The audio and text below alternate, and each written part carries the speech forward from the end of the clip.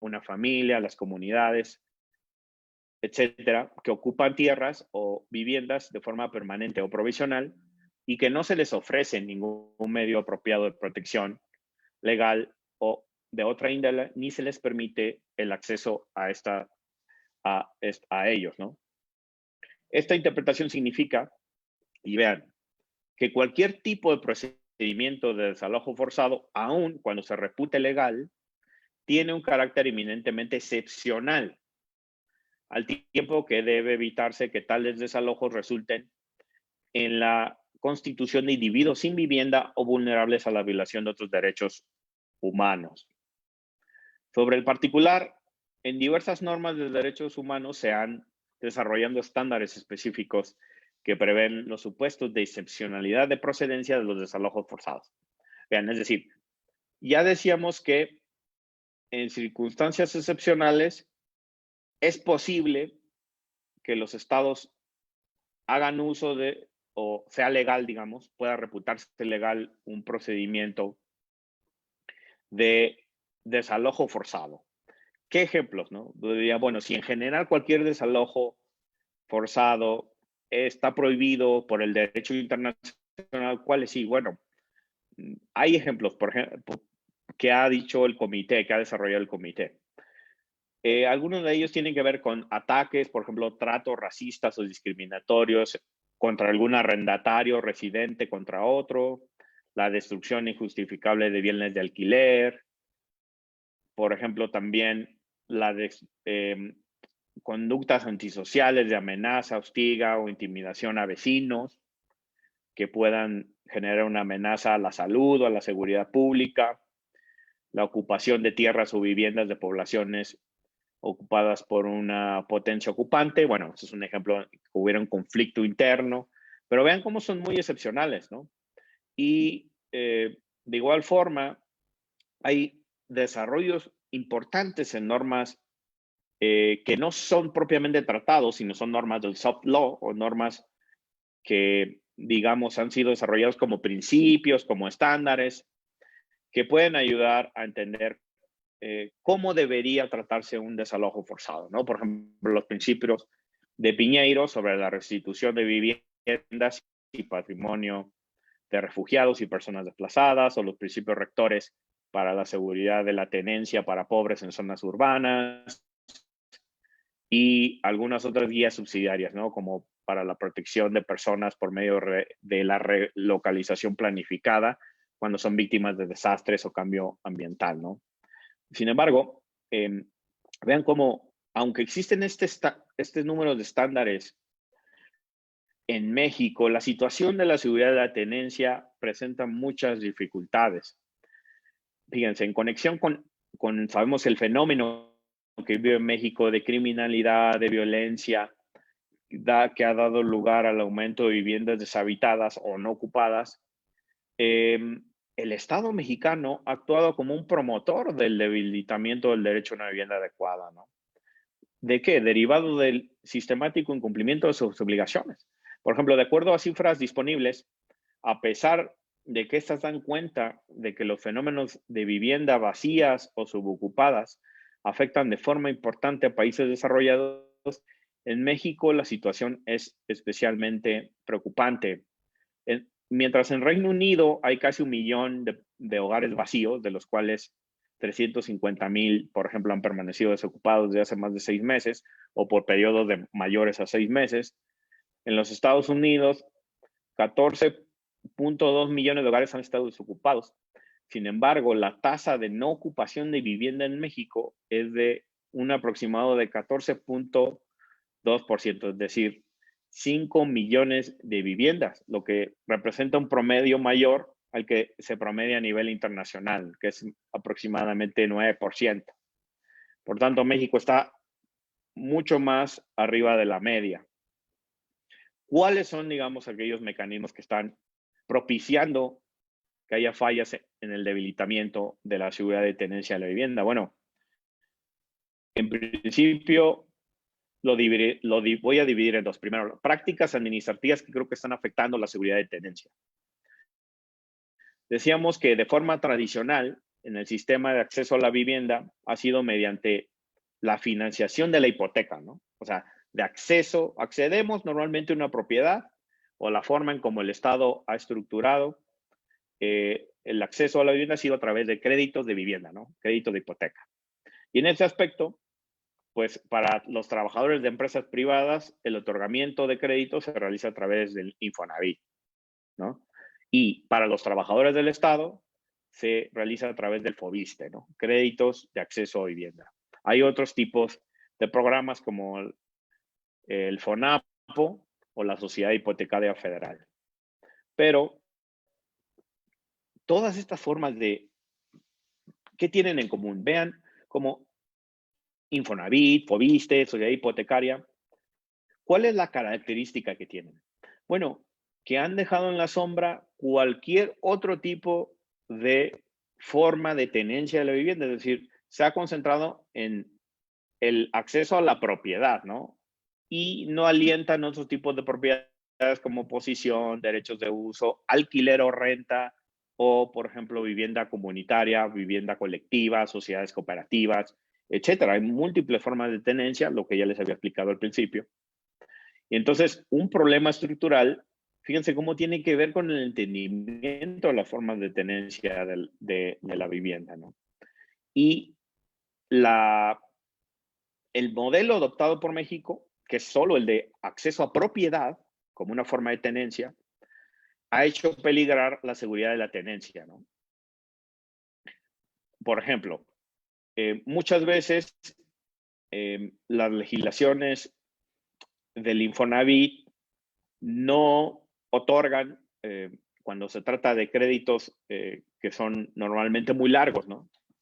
15 años, 20 años, 30 años. Pues bueno, ya ese solo hecho de tener créditos de largo aliento hacen muy complejo para las personas el poderlos liquidar algún día y tener como propiedad su vivienda. Luego, la forma en cómo están establecidos esos contratos de crédito, ¿no?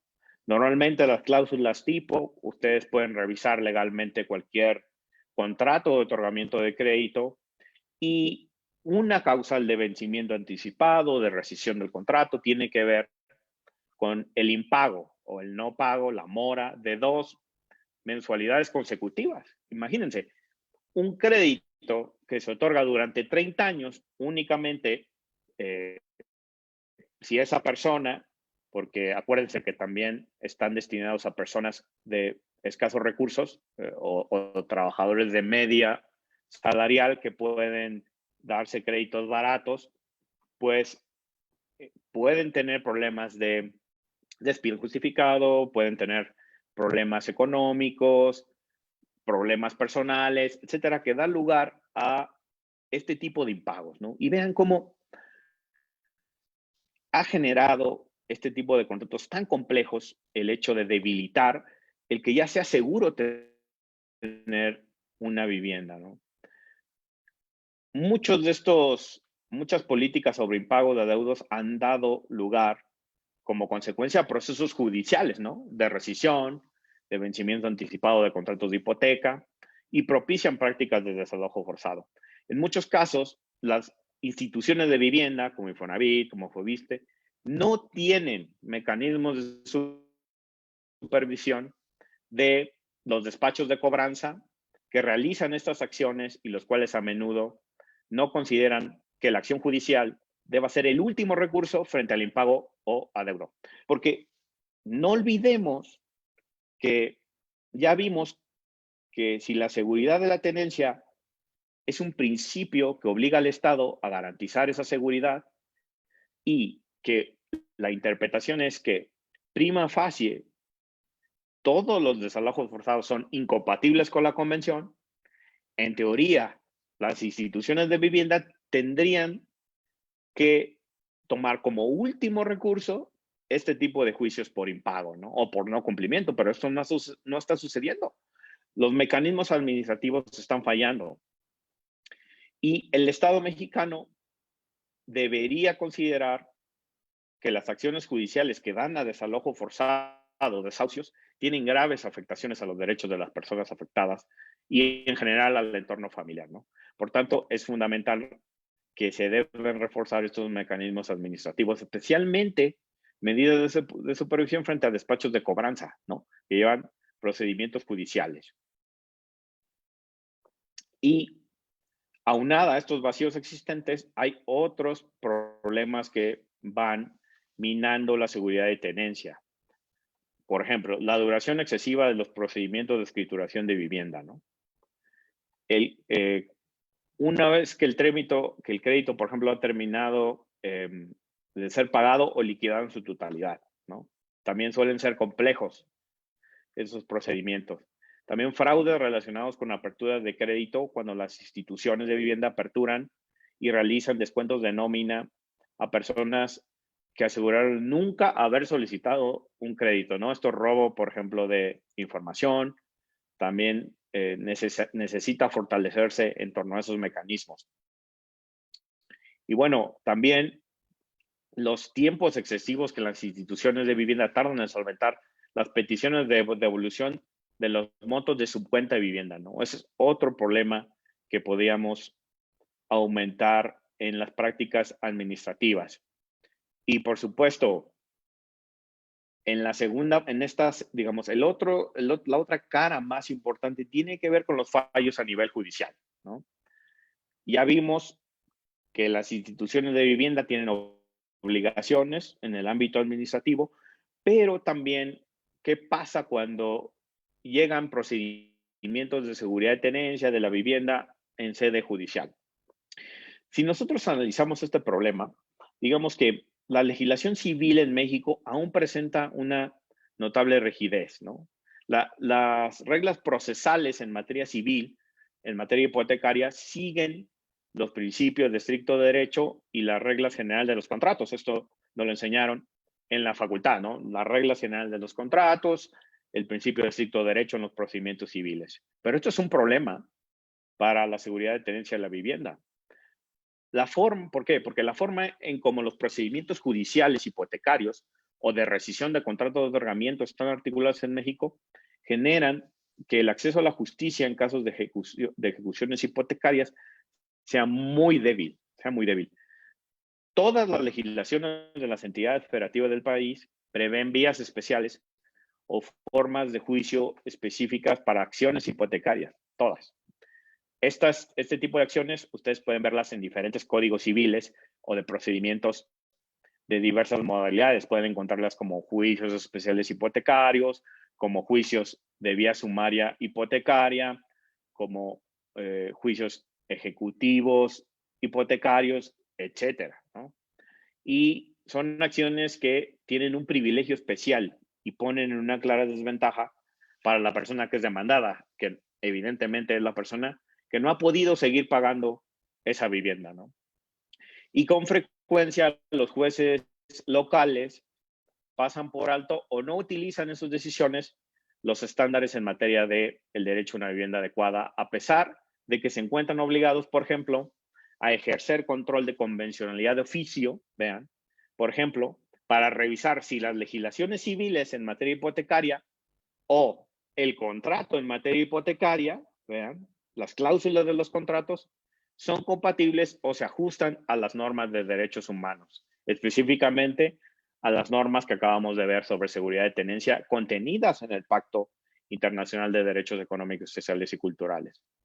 Pero lo mismo acontece con la ausencia de controles judiciales en el caso de las cláusulas abusivas, ¿no? Ya sean los reglamentos realizados por instituciones de vivienda del Estado o por la banca privada, ¿eh? Porque recuerden que los estados también tienen obligaciones respecto de terceros, ¿no? De entidades privadas. Tienen que hacer regulaciones específicas para que no haya abusos y que se respeten los derechos, ¿no? Específicamente el derecho a la vivienda. Y digamos, creo que estas omisiones también pueden obedecer a una concepción jurídica predominante en la cultura de legalidad de los juicios civiles, ¿no? A menudo los jueces y el personal de los juzgados pueden tener afianzada la idea de que todo procedimiento civil hipotecario que se siga por impago o alguna otra causal contenida en el contrato y que como consecuencia dé lugar a un desalojo, ¿no? A un desahucio, este sería procedente o sería revestido de legalidad en cualquier caso. Sin embargo, los jueces deberían considerar que, de acuerdo a las normas de derechos humanos, al artículo 11 del pacto, la procedencia de un desalojo es absolutamente excepcional, aun y cuando pueda tramitarse como consecuencia de un juicio civil. Esta acción no necesariamente en todos los casos es compatible con el corpus juris existente del derecho a una vivienda adecuada, ¿no? Pero vaya que este es un problema muy profundo.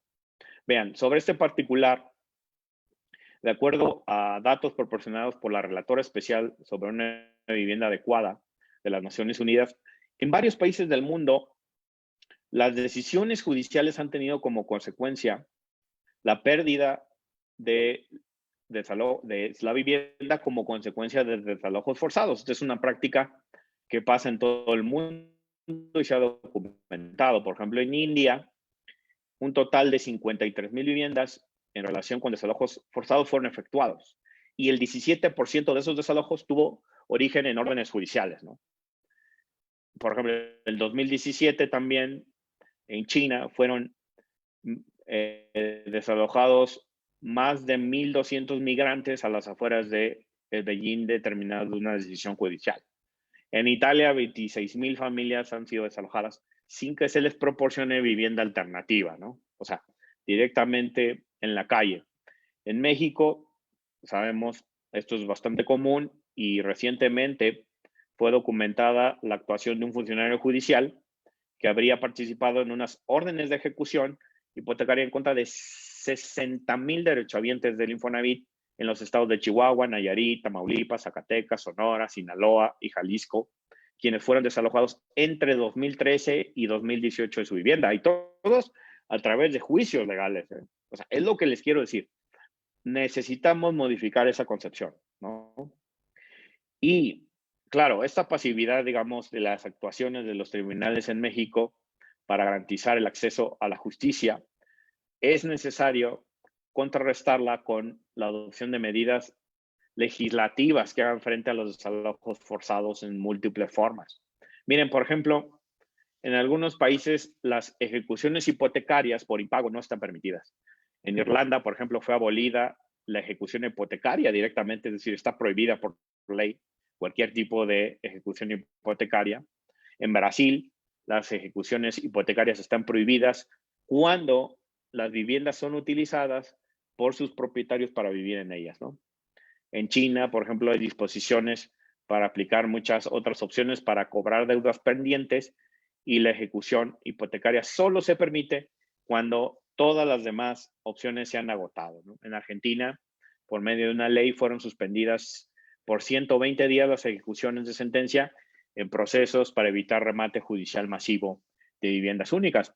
Pero en contraste, por ejemplo, con estas políticas que describo en diversas partes del mundo, en Europa, en Asia, en América Latina, ninguna entidad federativa del país, ninguna, ni la legislación federal del país, de nuestro país, tiene algún tipo de protección mínima frente a los desalojos forzados. Esto es claramente una contravención a lo dicho por el Pacto Internacional de Derechos Económicos, Sociales y Culturales, específicamente sobre cómo garantizar la seguridad de tenencia, ¿no?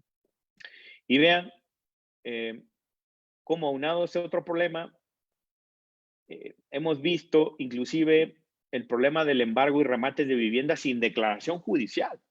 Vean cómo en algunos casos, cuando hay créditos fiscales que tiene el derecho a percibir el Estado a través de impuestos, por ejemplo, como el pago de predial por los municipios, esto ha sido aprovechado por instituciones de vivienda como una forma expedita para instaurar procedimientos de embargo y remate y viviendas. Vean esto.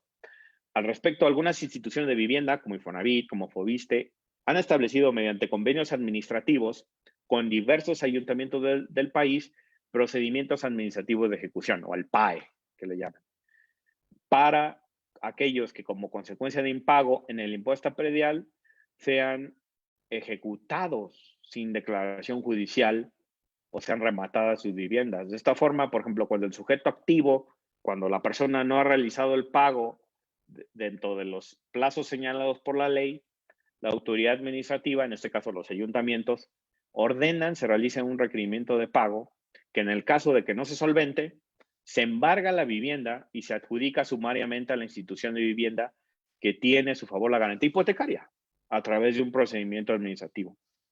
Por tanto, no obstante que aparentemente las ejecuciones solo estarían destinadas a viviendas deshabitadas, este tipo de procedimientos puede presentar serias fallas y no cumple con las garantías mínimas del debido proceso, ni proporciona un recurso efectivo para las víctimas, ¿no?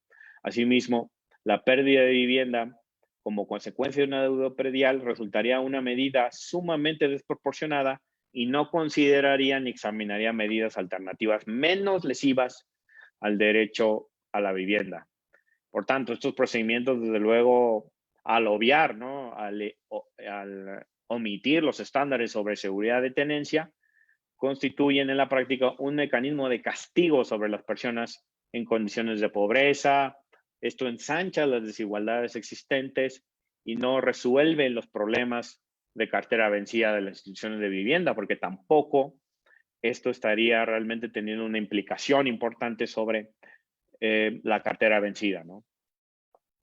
Y bueno, finalmente, y con esta última parte, quisiera culminar algunas reflexiones que no solo tiene que ver con el peligro, digamos, del acceso a la vivienda en propiedad, ¿no? Que digamos que ya está teniendo de por sí muchos problemas a través de cómo no se garantiza la seguridad de estar en nuestra vivienda, pero inclusive también cuando se trata de alquiler, ¿no? De renta de la vivienda, ni siquiera hace falta tener propiedad de la misma.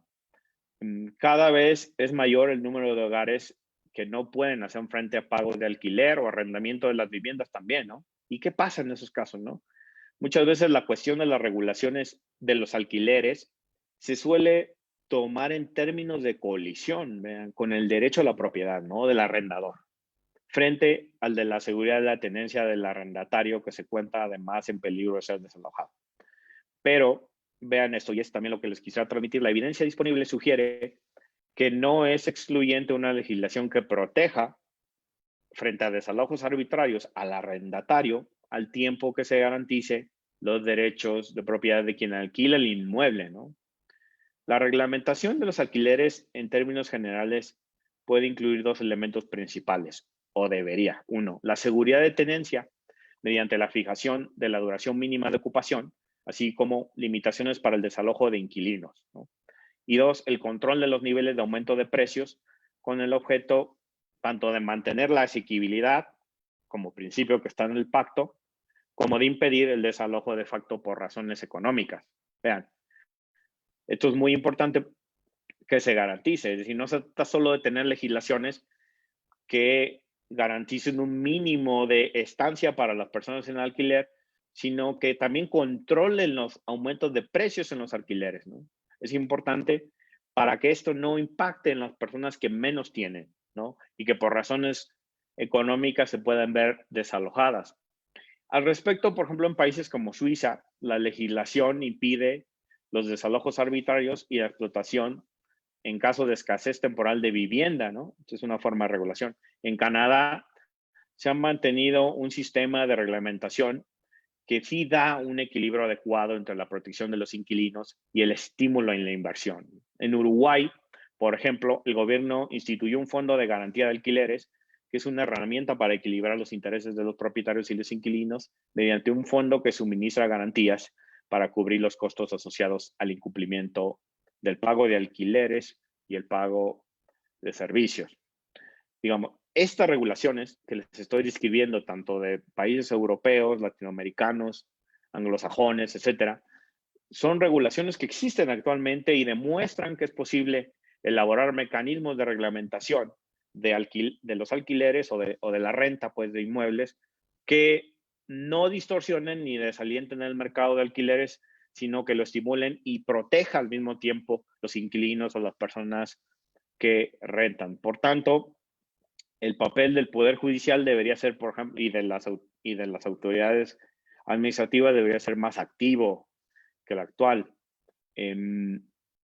Por ejemplo, hemos visto que de acuerdo a la jurisprudencia DESC, del Comité de Derechos Económicos, la protección judicial frente al alquiler es posible, ¿no? Y forma parte de las obligaciones de los estados derivados del pacto. Hay un caso muy sonado y que me gustaría también que lo leyeran cuando tuvieran antes el caso Ben Yassia contra Bellini y Bellini contra España, que el comité concluyó que España había violado el derecho a una vivienda adecuada relacionado con la decisión que confirma que todo desalojo de inquilinos de viviendas privadas de alquiler debe cumplir con el derecho a una vivienda adecuada, en particular en contextos de vulnerabilidad. Como parte de la reparación del daño, el Estado debería celebrar consultas, por ejemplo, con familiares, para garantizar que se les proporcione alojamiento adecuado y formular un plan comprensivo con los recursos, las medidas, los plazos y los criterios de evaluación necesarios para garantizar el logro progresivo del derecho a una vivienda adecuada de las personas con ingresos bajos.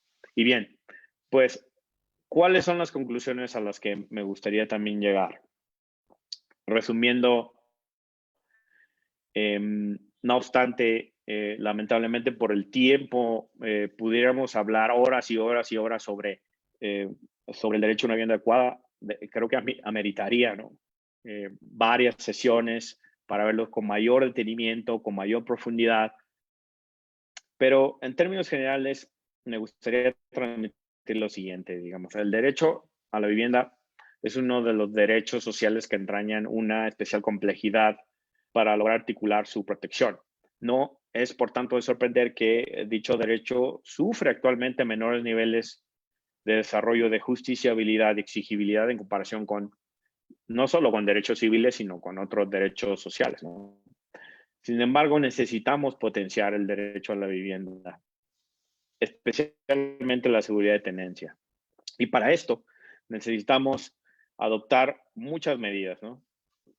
Un paso inicial sería, por ejemplo, modificar las políticas de vivienda que tradicionalmente se han enfocado en el acceso a la propiedad, ¿no? Lo que les decía hace rato. Y hay que dar paso a la diversificación y fortalecimiento de otras formas de tenencia de la vivienda, como derechos de posesión, derechos de uso, el alquiler o renta o los arreglos colectivos, ¿no? Es decir, no tenemos instituciones de vivienda que den créditos de alquiler, por ejemplo, ¿no? Programas que se hacen en Uruguay, en Brasil, en los Estados Unidos. No lo tenemos, parece impensable, ¿no? Parece que solo hay que articularlo en forma de propiedad.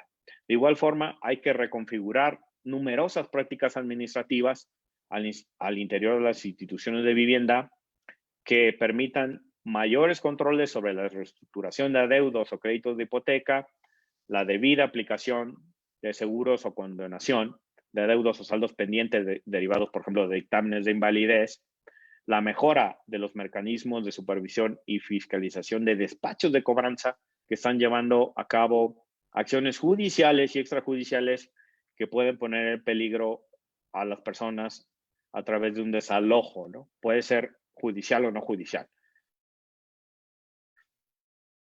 En cuanto al Poder Judicial, es indispensable que utilicen en sus decisiones los más altos estándares en materia del derecho a una vivienda adecuada y, en su caso, cuando sea necesario, desplieguen el ejercicio del control de convencionalidad de oficio para revisar si las legislaciones civiles en materia hipotecaria son compatibles o no con las normas del derecho a una vivienda adecuada. Además, también estos mismos tipos de controles deben hacerse para identificar las cláusulas abusivas en contratos de crédito. Asimismo, toda resolución judicial que contenga una sentencia sobre derecho a la vivienda debe tener perspectiva de género, debe tener una perspectiva de adecuación cultural, debe considerar aquellas discriminaciones, aquellas situaciones en desventaja que la persona está sufriendo, ¿no?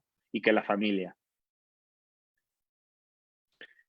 En el ámbito legislativo, sí sería necesario también que se adoptaran medidas para incluir en las normas estatales restricciones que impongan límites claros a las ejecuciones hipotecarias por pago, por impago o por mora, ¿no?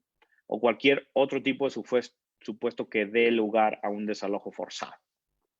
También es deseable que estos procedimientos administrativos de ejecución que les hablé, que se están llevando en los ayuntamientos de distintas partes del país, se ajusten a los estándares de seguridad de tenencia. Hay que prohibir esos procedimientos o al menos regularlos más estrictamente. También resulta impostergable la elaboración de mecanismos de reglamentación de los alquileres y protección de los inquilinos que puedan equilibrar, ¿no? Tanto el mercado de alquileres, privilegiando, ya les decía yo, los de largo plazo sobre los de corto plazo, como plataformas como Airbnb, regularlas, y leyes que estimulen esos equilibrios necesarios entre el inquilino, entre quien renta y el propietario.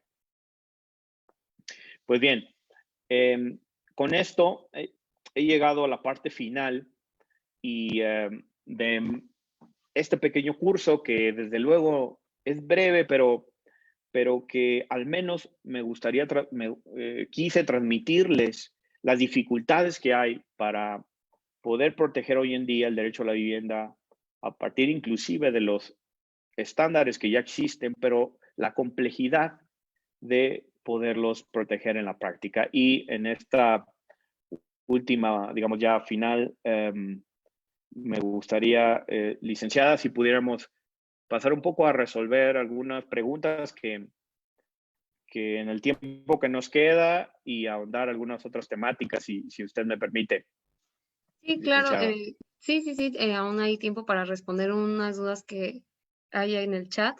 La primera es de Jacinto Ramos Benítez y dice, si tomamos en cuenta que la vivienda es un derecho que forma parte de la seguridad social a través de Infonavit y Fobiste, y que una vez que se le entrega la vivienda al trabajador, éste adquiere la propiedad y por lo tanto el derecho a comercializar esa vivienda, ¿podríamos decir que el propio Estado contribuye a la mercantilización de la vivienda, aun cuando el carácter de propietario brinda seguridad jurídica? Bien, agradeciéndote, Jacinto Ramos, por tu pregunta. Es una pregunta que creo mm, está respondida sumando, digamos, toda mi exposición, porque es una pregunta compleja, pero voy a tratar de responderte más concretamente por partes. Primero, acuérdate que el primer problema que yo he establecido, o que en general los estudios sobre vivienda han establecido, es que parece que tenemos la concepción de que la única forma de acceder a una vivienda es a través de la propiedad, ¿no? Y ya decía yo que hay otros países que no, que esto no es obvio, esto no lo hacen. De hecho, hay países como Austria, como Alemania, como Suiza, que la gente renta más de lo que tiene en propiedad. En tasas del 60, 65% de las personas que tienen la forma de tenencia de la vivienda no es en propiedad, es en renta. Y esto tiene que ver con una cultura específica. Y normalmente esos países tienen mejores niveles de protección de la vivienda. Por tanto, desde luego, la vivienda es un derecho que forma parte de la seguridad social y que a través de ellos, como bien dices tú, Infonavit, Fobiste, están dando ese tipo de créditos para adquirir vivienda, pero no dan créditos, por ejemplo, para vivienda social en alquiler, como Uruguay, como Estados Unidos. ¿Por qué? Bueno, parece hasta inexplicable, porque hay una concepción que hay detrás de que la única forma de tener una vivienda es propiedad, ¿no? Y esto en realidad, eh, pues es un mito, ¿no? Y de hecho no está alentado, que es por el propio Comité de Derechos Económicos y Sociales, ha dicho, diversifiquemos las formas de tenencia. De hecho, es una obligación de Estado, ¿no? Una obligación del Estado mexicano diversificar las formas de tenencia. Es decir, no se puede concentrar en propiedad y eso sería en sí mismo una violación al pacto. Y desde luego, luego hay otro problema. Cuando solamente se concentra en la propiedad, que es lo que traté de explicar, hay prácticas administrativas que generan problemas. ¿Cuáles? Yo ya te di el crédito, tú vas a ir eh, con una inmobiliaria y esa inmobiliaria te va a vender la casa. Ahí hay un montón de problemas. Primero, ¿Qué mecanismos tiene el fondo? Ya decía yo que ninguno. Alguno de los fondos, Infonavit, Fobiste, para garantizar que tu vivienda va a tener ese grado de seguridad de tenencia frente al desalojo. Ninguno. Ya estuve explicando y sin afán de repetir qué sucede en la práctica. Normalmente no se garantiza esa seguridad de tenencia, no existe esta supervisión del Infonavit que tiene obligación. 2, tampoco hay mecanismos de supervisión frente a la calidad, frente a la accesibilidad que tiene tu vivienda, frente a la habitabilidad, ¿no?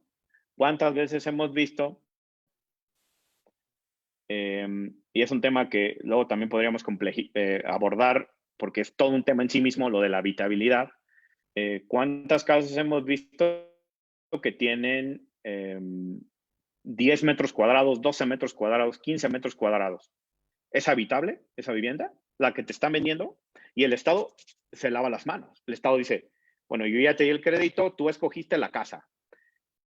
Pero eso de facto, lo que les quiero transmitir es que es abdicar, es no hacerse cargo de las obligaciones de supervisión frente a terceros, porque el Estado tiene obligaciones para que ese tercero que te está vendiendo la casa, que vas a pagar a través de un crédito del Estado, sea habitable.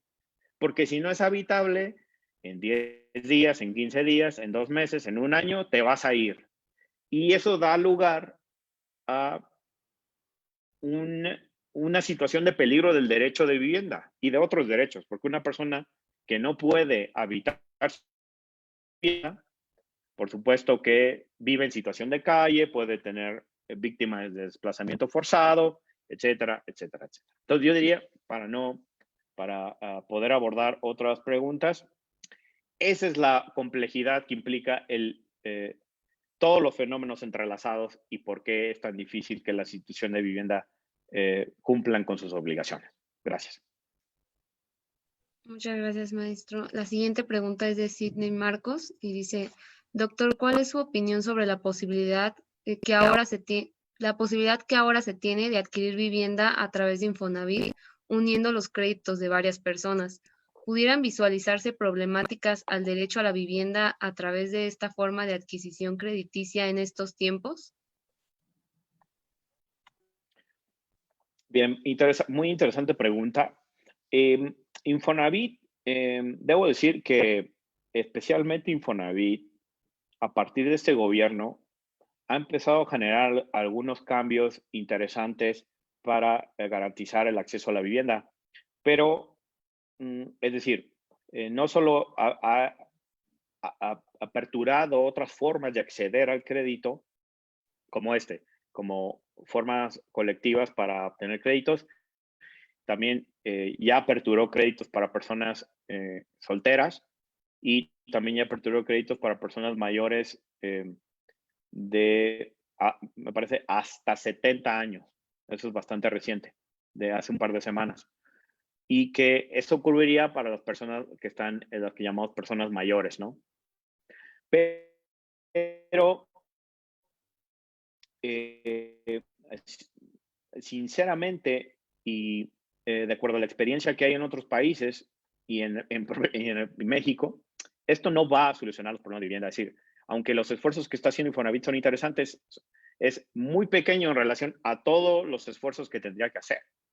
Tendría que hacer en mi opinión, las instituciones de vivienda tienen que transformarse de una forma tal que habría que hacer una reingeniería de su funcionamiento. Y estos créditos unidos de varias personas pues van a tener, por supuesto, las mismas problemáticas que tienen en realidad los créditos de acceso a propiedad, porque el problema es ese. ¿Quién va a supervisar la seguridad de tenencia de todos? No hay ningún mecanismo. ¿Quién va a supervisar que contra fraudes realizados por entidades privadas inmobiliarias? No hay ningún mecanismo. Luego, vamos a suponer que 2 de esas 3 personas que quieren el crédito o una incumple. Va a sede judicial. ¿Quién va a garantizar la seguridad legal ante el desalojo? ¿El Poder Judicial? Ya vimos que no. porque se sigue sobre la regla de los contratos y seguramente hay cláusulas de vencimiento bastante, hasta las que yo he revisado, son 2 impagos consecutivos. Es decir, si tú en 30 años no pagaste en 15 o 20 o lo que dure tu crédito, tú no pagaste diciembre y enero, es causal de rescisión y da lugar a la terminación del contrato y da lugar a un desalojo forzado y no hay protección ni de Infonavit, porque probablemente no va a quererte reestructurar ese crédito o la reestructura te la va a condicionar a cláusulas todavía más abusivas, que ha pasado, esto pasa en la práctica, digo, sin detenerme mucho porque es todo el mundo, pero digo, y lamentablemente por el tiempo no lo podríamos analizar, pero luego se da lugares a convenios judiciales de reestructura sobre el crédito original. O sea, convenios modificatorios del contrato con cláusulas de declaración judicial. Entonces ya todavía se hace más complejo el cumplimiento, que es normalmente lo que hace Infonavit cuando reestructura. Te doy la reestructura, pero me vas a firmar un convenio que modifique el crédito original y con cláusulas más complejas de cumplir. Es decir, por ejemplo, normalmente esos convenios modificatorios dan lugar a desahucio por un impago en el resto de la vida del crédito. Y no hay protección judicial frente a eso. Bien, esos son los mismos problemas que yo vería. Una última pregunta, muy rápido para dar cierre a este taller. Es Sí. Guillermo Montoya y dice, muy buenas tardes, ¿qué opciones tendría entonces un arrendador para recuperar la posesión de su propiedad en caso de que el arrendatario no pague la renta? ¿El particular está obligado a soportar la carga del derecho a la vivienda del arrendatario o es el Estado el que debe otorgar opciones para el arrendatario que no puede costear la renta? Ello tomando en cuenta que posiblemente el ingreso de renta sea el sustento de una familia. De antemano, muchas gracias. Bien, es una pregunta bastante común y es muy interesante también porque me ayuda a explicar justo esto que yo decía, que muchas veces los problemas del arrendatario se ponen como si fuera un problema de colisión.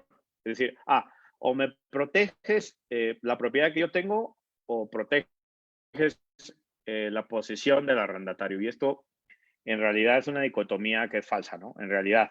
¿Por qué? Y me ayuda tu pregunta, que te agradezco mucho, Guillermo. Primero, hay una obligación del Estado. La obligación es del Estado. Es decir, la obligación de garantizar la seguridad de la tenencia del Estado, no del propietario del bien inmueble.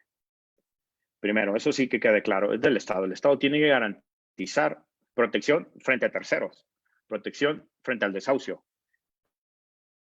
¿Cómo va a proteger? ¿Cómo va a proteger? Bueno, normalmente hay varias formas. ¿Qué pasa cuando en un procedimiento judicial por impago el que es dueño de la vivienda quiere demandar la rescisión del contrato o el cumplimiento del contrato por impago? Bueno, ¿qué tiene que hacer un juez? ¿Cuál es la obligación que dice el pacto? Primero, si el desalojo forzado es excepcional, tienes que haber agotado otros recursos antes de realizar el desalojo. Esa es tu obligación. La obligación no es que no lo desalojes nunca, por ninguna razón, no. Ni da lugar a que vas a perder tu vivienda y a que a fuerza tiene que vivir ahí el arrendatario. No. Lo que da lugar es que tienes que agotar todos los medios antes de ser desalojado. Y normalmente el último medio es brindar vivienda alternativa. Y además tienes que situarte qué tipo de persona podría estarse situando en esa situación de vulnerabilidad, ¿no? Digo, lo mismo, esto específicamente sobre cómo operaría da para una conferencia en particular y me encantaría después poder abundar de, ¿por qué? Porque hay principios para saber cómo llegar a ese grado, qué requisitos hay, qué principios son aplicables, qué cosas se pueden hacer antes de llegar al desalojo, pero cómo un Estado tiene que brindar vivienda alternativa a alguien que está en desahucio, al mismo tiempo de proteger al propietario que va a recuperar su vivienda, bueno, a través, por ejemplo, de legislaciones que otorgan créditos, hay estados que tienen propiamente en su posesión propiedades en alquiler social, o sea, que controla el Estado, edificios que son del Estado y ahí dan vivienda alternativa, etcétera. Son muchísimas razones, pero hay formas de regular estos y se han hecho en otros lados y hay con prácticas muy exitosas. Pero bueno, sé que me estoy pasando un poco del tiempo, agradecerles muchísimo su atención, es un tema que da para mucho y les dejo por aquí mi correo electrónico por si me quieren hacer alguna otra pregunta. A la orden estoy también en las redes sociales. Muchísimas gracias a todas y todos. Muchas gracias, maestro Alejandro Díaz, por esta presentación y sobre todo brindarnos nuevos conocimientos en cuanto al acceso a la vivienda digna. Por cuestiones de tiempo tendremos que cerrar este taller, pero esperamos contar con su participación en futuras actividades académicas. Muchas gracias a todos los que nos han estado escuchando.